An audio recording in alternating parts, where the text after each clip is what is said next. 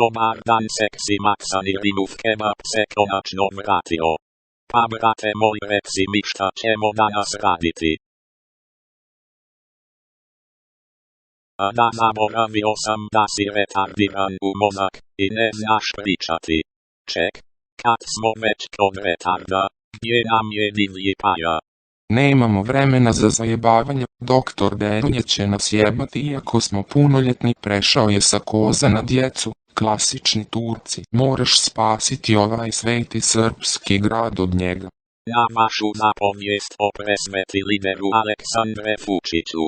Da mi je samo znati komu je taj Vučić, nikad čuo za njega.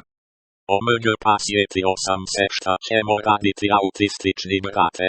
Napravit ćemo najveću srmoniku ikada.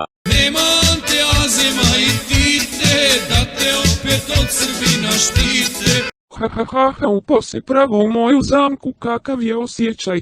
Moje pitanje je koji kurac se tebi desio sa glasom. Čuti, ne pitaj, sve je počelo kada sam odlučio da eksperimentišem sa svojim penisom. Vidiš, prvo sam ga namazao titangelom, onda sam... Gospodo, uspjeli smo.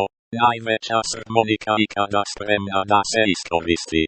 Nego da se mi vratimo na temu, pripremi svoj anus. 3, 2, 1.